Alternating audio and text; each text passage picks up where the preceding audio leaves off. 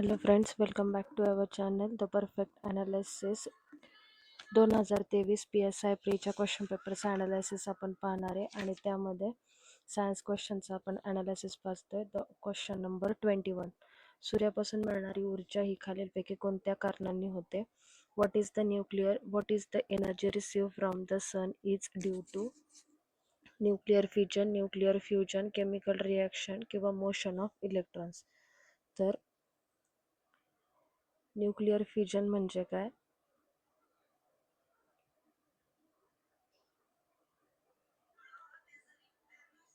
Heavy unstable nucleus असतात. Heavy nucleus असतात ते स्प्लिट होतात 2 किंवा मोर लाईट न्यूक्लियसमध्ये आणि त्यांच्यापासून एनर्जी क्रिएट होते.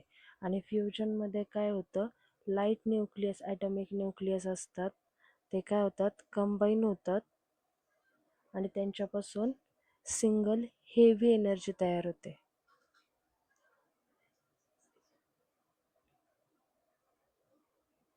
आणि जेव्हा सूर्यापासून एनर्जी तयार होते तेव्हा लार्ज ग्रॅव्हिटेशनल प्रेशरमुळे काय होतं, ते हायड्रोजन ॲटमला कॉम्प्रेस करतं.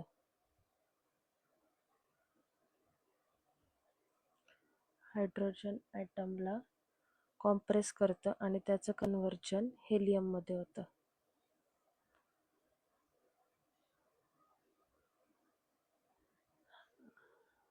आणि फ्युजनमुळे काय होतं, जे टायनी फ्रॅक्शन्स असतात ते टायनी फ्रॅक्शन्स एका मॅसिव्ह अमाऊंट ऑफ एनर्जीमध्ये कन्वर्ट होतात. जसे सूर्याकडनं आपल्याला मॅसिव्ह ॲम्पल प्रमाणामध्ये एनर्जी मिळते. मग याचं करेक्ट आन्सर काय येईल? Nuclear fusion.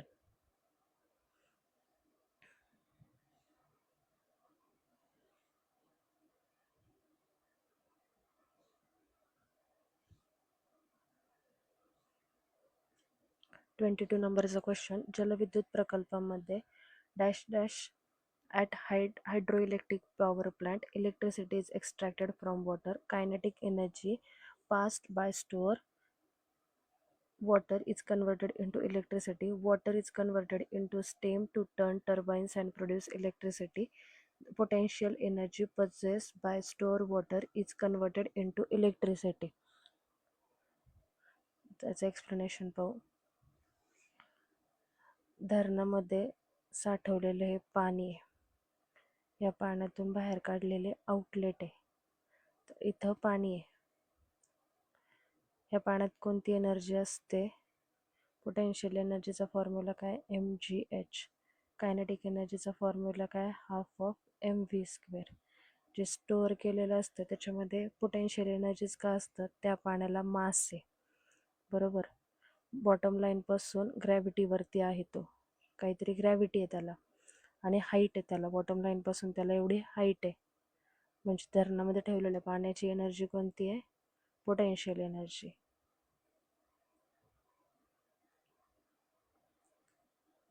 आणि जे धरणातून पाणी खाली पडतं त्याच्यामध्ये कोणती एनर्जी राहणार? मग त्या पाण्याला एक मास तर आहे, पण ते वेगाने पडतंय खाली, म्हणजे त्याला वेलॉसिटी पण आहे, म्हणजे त्याच्यामध्ये राहणार कायनेटिक एनर्जी.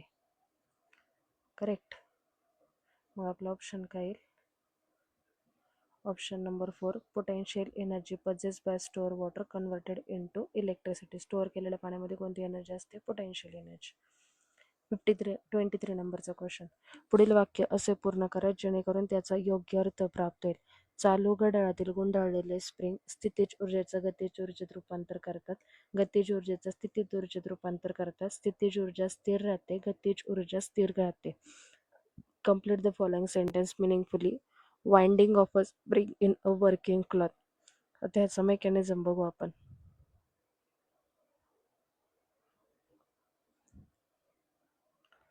धातूची एक छोटी पट्टी असते त्या घड्याळात. ही पट्टी घ्या समजा. त्या घड्याळात ही खूप छोट्याशा जागेत आवळून ठेवलेली असते.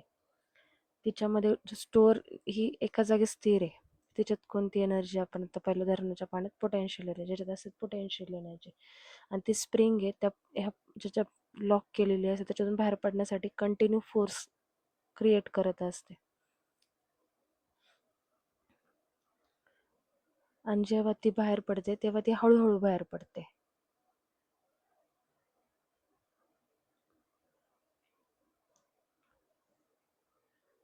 आणि ती ही स्प्रिंग आहे वेगवेगळ्या गिअर्सला जोडलेली असते. आणि ती स्प्रिंग मग जेव्हा हळूहळू सुटते तेव्हा ते घड्याळाचे काटे फिरतात. कळलं? म्हणजे याच्यामध्ये काय आहे, convert potential energy to kinetic energy. आधी ती स्थिर असते त्या लॉकमध्ये, त्याच्यामध्ये त्या कॅसेट त्याची केस असेल त्याच्यामध्ये लॉक केलेली. त्याच्यानंतर त्या एनर्जीमुळे काटे फिरतात आपले. मग ती फिरणारी एनर्जी कोणती होते? Kinetic energy. Simple logic.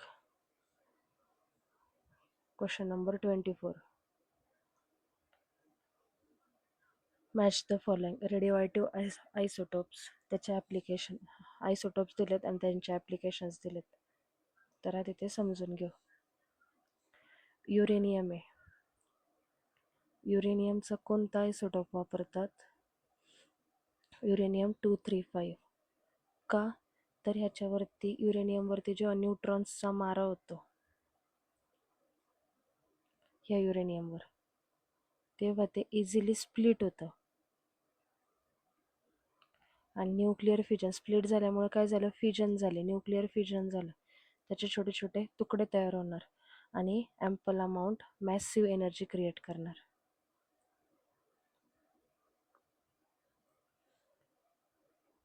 Massive अमाऊंटमध्ये हीट तयार होणार. हे झालं युरेनियम बाबत. आणि हीच हीट आपण कशासाठी वापरतो? ॲटॉमिक बॉम्ब तयार करण्यासाठी. ओके.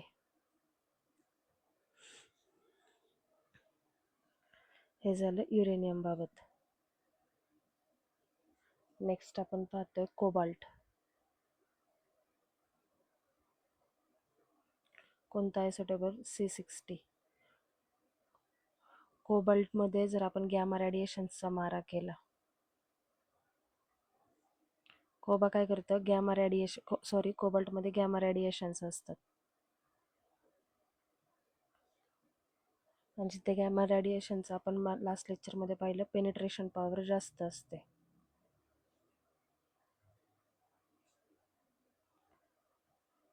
मग ते काय करतं? आतमध्ये जाऊन ज्या कॅन्सरच्या ट्युमरच्या सेल्स असतात त्यांना डिस्ट्रॉय करतं. त्यांचे DNA डिस्ट्रॉय करतं, रिग्रोथ होऊन देत नाही. त्यामुळे आपण काय वापरतो? कोबाल्ट 60 हा आयसोटोप्स वापरतो. त्यानंतर आयोडीन. आयोडीनचा कोणता आयसोटोप वापरतो आपण? आयोडीन 121. आयोडीनमुळे काय होतं? T3 आणि T4 हे थायरॉइड हार्मोन आहेत, हे थायरॉइड ग्लँड प्रोड्यूस करते.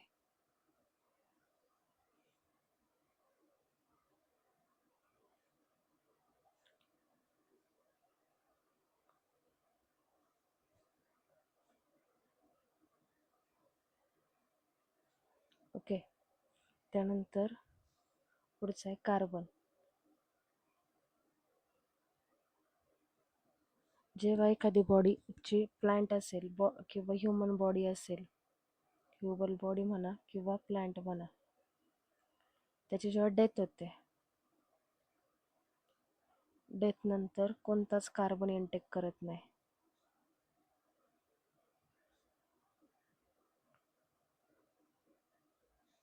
मग काय होतं? कार्बनचा C12 आयसोटोप्स आहे तो कॉन्स्टंट राहतो आणि C14 आयसोटोप कमी होत जातो. मग हा किती कमी होतो, काय होतं, त्याच्यानुसार आपण एज डिसाईड करतो. म्हणजे कार्बन कशासाठी यूज केला जातो? तर एज ऑफ फॉसिल्स. कळलं? आता आन्सर्स पाहूयात. Uranium atomic reactor, cobalt cancer treatment, iodine water treatment आणि कार्बन फॉसिल. त्यानंतर 25 नंबरचा क्वेश्चन. खालीलपैकी कोणती वाक्य बरोबर आहेत? आदर्श इंधन म्हणजे जास्त उष्मांक, आदर्श इंधन कमी तापमान पेट घेतं. Which of the following statement is true? Ideal fuel should have a high calorific value. Ideal fuel should have low ignition temperature. आपण कॅलरिफिक व्हॅल्यू आणि इग्निशन टेम्परेचर म्हणजे काय हे समजून घेऊ आधी.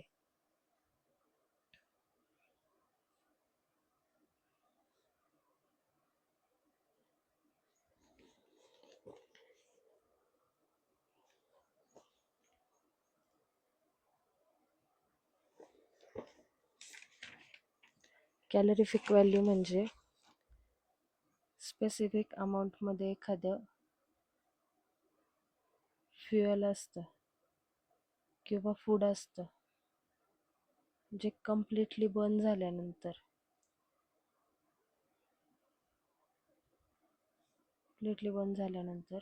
जी हीट तयार होते तिला म्हटलं जातं कॅलरिफिक व्हॅल्यू. आणि कॅलरिफिक व्हॅल्यू जास्त का असावे? का तर आपण मिनिमम इनपुट दिलं त्या प्रोडक्टचं त्याच्यापासून आपल्याला मॅक्झिमम हीट भेटणार आहे. त्यामुळे कॅलरिफिक व्हॅल्यू ऑलवेज कशी पाहिजे? जास्त.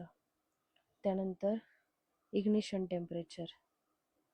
इग्निशन टेम्परेचर म्हणजे काय सांगतं आपल्याला? मिनिमम टेम्परेचर रिक्वायरमेंट असते. कशासाठी?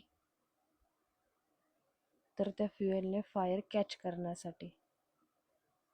मग ते कसं असावं? मिनिमम. ओके. जर इग्निशन टेम्परेचर आपण जास्त ठेवलं तर फ्युएल लवकर पेट घेणार नाही आणि ते फ्युएलला पेट घेण्यासाठी एनर्जी पण जास्त लागेल.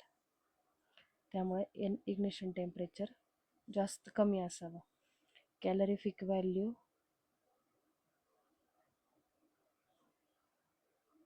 जास्त आणि ignition temperature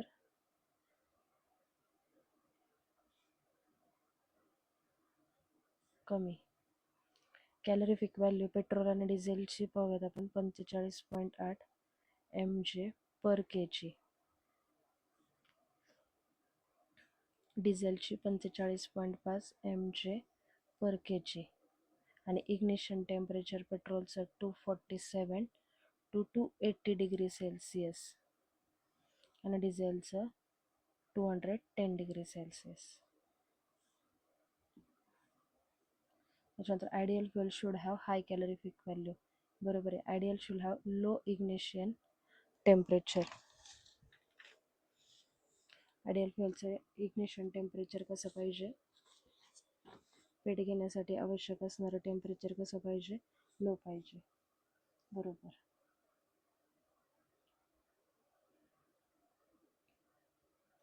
In case of propagation of sound waves, vacuum is required, medium is required, and practical particles of a medium travel from source to the listener, none of the above. तर याचं काय सांगता येईल? ध्वनींच्या प्रसारणासाठी कशाची आवश्यकता असते? Sound waves कशा आहेत? मेकॅनिकल वेव्स आहेत. एखादी गोष्ट फिजिकली जर ट्रान्सफर झाली तरच त्याच्यात साऊंड वेव्स क्रिएट होऊ शकतात. व्हॅक्यूममध्ये काहीही नसतं, निर्वात पोकळी राहते, त्यामुळे तिचे साऊंड वेव्स ट्रान्सफर होत नाही. व्हॅक्यूम इज रिक्वायर्ड, व्हॅक्यूम लागत नाही. ऑप्शन फर्स्ट बात. Particles of the medium travel from source to the listener. Particles नाही, मीडियम गरजेचं असतं. कोणतं medium? Medium physical object matter is required. 27 नंबरचा क्वेश्चन. चुंबकीय क्षेत्र चुंबकाच्या ध्रुवाजवळ एकत्र येतात. चुंबकीय क्षेत्र रेषा दक्षिण ध्रुवावर तयार होतात व उत्तर ध्रुवावर संपतात. Which of the following statement is true? Magnetic fields of lines come closer one another near the poles of the magnet. हा मॅग्नेट आहे, नॉर्थ पोल साऊथ पोल आहे. मॅग्नेटिक लाईन्स ऑफ फोर्स काय असतात? पोलला एकत्र आलेले असतात. बरोबर. म्हणजेच close to one another near the poles of the magnet. हे सेंटेन्स बरोबर.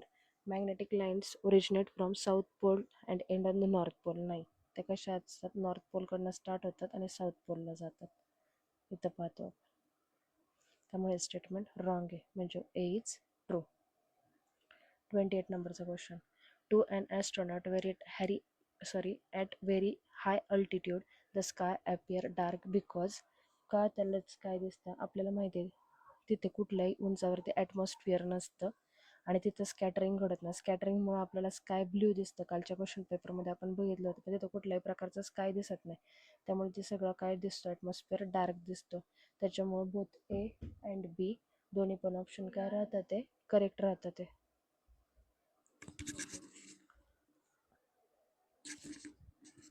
त्यानंतर 29 नंबरचा क्वेश्चन,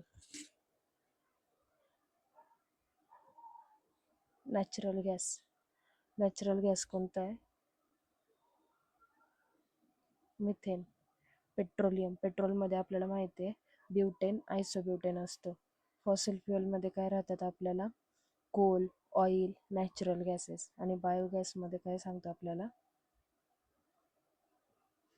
सॉरी,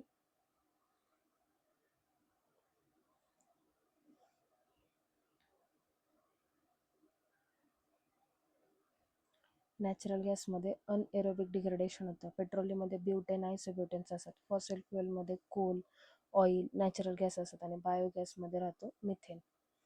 30 नंबरचा question, what is the process in which solid on heating directly goes into gaseous state without going through its liquid state?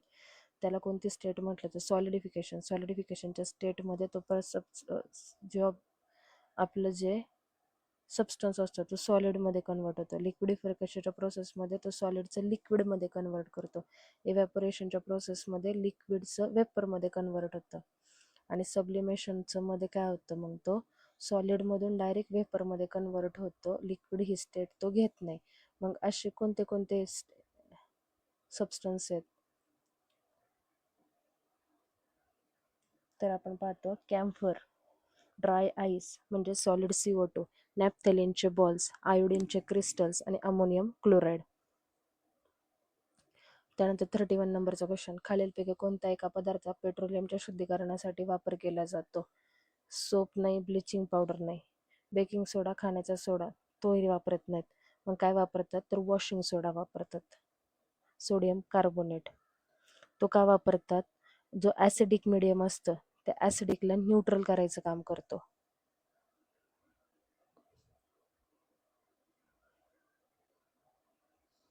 आणि त्याच्यातून sulphur component remove करतो.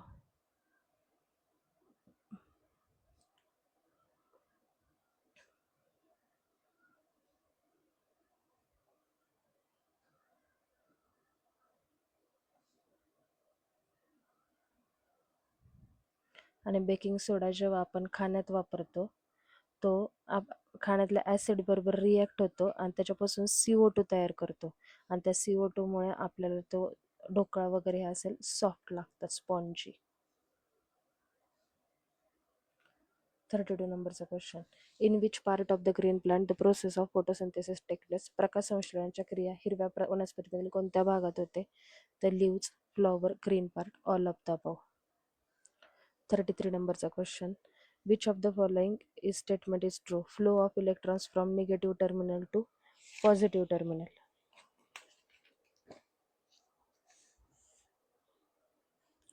And the direction of electron is opposite to the direction of the current. बरोबर आहे. Flow electrons आहेत हे negative टर्मिनलपासून positive terminal जातात आणि current असतो तो पॉझिटिव्ह टर्मिनलपासून निगेटिव्ह टर्मिनलकडे ट्रॅव्हल होत असतो.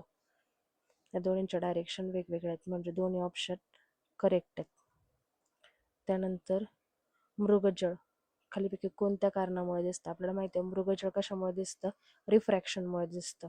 Total internal reflection of light by atmospheric refraction upward. Downward नाही तर अपवर्डमुळे ते होतं. त्यानंतर 35 नंबरचा क्वेश्चन, हा डायरेक्ट क्वेश्चन आहे. इलेक्ट्रिक अप्लायन्सेस आणि त्यांना पॉवर किती वापरतात ते? तर रेडिओ सेट किती वापरतो? 80 वॅट. TV सेटला किती लागते? 120 वॅट. रेफ्रिजरेटरची 150 आणि इलेक्ट्रिक आयनची 750 वॅट. त्यानंतर 36 नंबरचा question, hydrogenated oil vanaspati ghee is obtain by reducing vegetable oil. What is used as a catalyst in this reaction? त्याच्यामध्ये काय वापरतात? रेनी निकेल वापरतात. निकेल हा कॅटलिस्ट असतो. जेव्हा हायड्रोजनेटेड ऑइल आहे वनस्पती घी, आपण व्हेजिटेबल ऑइलपासून आपण वनस्पती घी बनतो, ऑइलपासून घी बनतो, तेव्हा त्याच्यामध्ये रेनी निकेल असतात. खालीलपैकी कोणतं वाक्य बरोबर आहे? कमी विद्युतरोधीसाठी कमी लांबीची जाड तयार करतात आणि जास्त विद्युतसाठी कमी लांबीची बारीक थिन तार वापरतात. आता त्याच्यामध्ये काय सांगतात? R is directly proportional to L, inversely proportional to A. जर लेंथ इन्क्रीज केली तर रेजिस्टन्स पण काय होणार आहे? वाढणार आहे. लेंथ डिक्रीज केली, रेजिस्टन्स कमी होणार आहे. म्हणून काय म्हणतात? शॉर्ट लेंथची वायर आहे, तिचा थिकनेस काय राहतो? रेजिस्टन्स काय राहतो? कमी राहतो. आणि दुसरं एक्झाम्पल, जर हा नॅरो पाथ आहे आपला जाण्यासाठीचा आणि हा ब्रॉड पाथ आहे जाण्यासाठीचा, तर नॅरो पाथवरून खूप गाड्यांचं काय होतं, एकमेकांमध्ये धडकाधडकी होते पुढे जाण्यासाठी. तसंच इलेक्ट्रॉनचं काय होतं, कोलायजन घडून येतं नॅरो पाथमध्ये, आणि त्यांचा जर पाथ ब्रॉड असेल तर विदाऊट कोलायजन ते जाऊ शकतात, म्हणजे त्यांना रेजिस्टन्स कमी राहतो. त्याच्यानुसार आपण स्टेटमेंट पाहूयात. Short length and thick wire use for getting low resistance. त्याची लेंथ शॉर्ट पाहिजे, वायर थिक का पाहिजे? ब्रॉड हायवेचं उदाहरण आपण पाहिलं ब्रॉड वायरचं. त्यानंतर short length thin wire is used for high resistance. नाही तर only option first is our correct answer. 38 नंबरचा क्वेश्चन. खालील कोणती वाक्य बरोबर? जास्त वास येणारे द्रव्य इथेनॉल मर्कॅप्टन्स LPG मध्ये मिसळण्यात येतात, तो गॅस गळती शोधतो. Which of the following statement is true? A strong smelling substance, ethylene mercaptan, added in LPG. It helped detect the gases leakage. LPG मध्ये मिथाइल मर्कॅप्टन्स ऍड करतात. LPG हा कलरलेस आणि ओडरलेस गॅस आहे.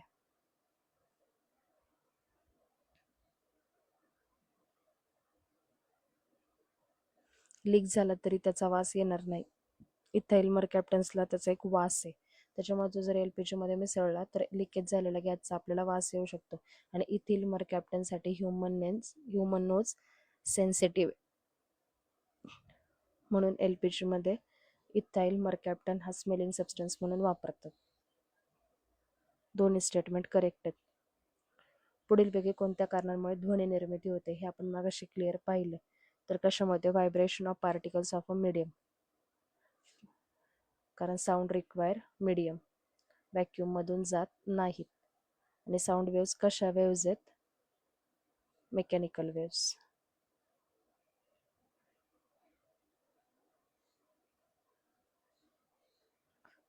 40 नंबरचा क्वेश्चन. कोणता विषाणू तोंडाद्वारे प्रवेश करून चेतासंस्थेवर परिणाम करतो? Which of the following virus enters through a mouth and affect the nervous system? तर त्याचं सिंपल, पोलिओ व्हायरस.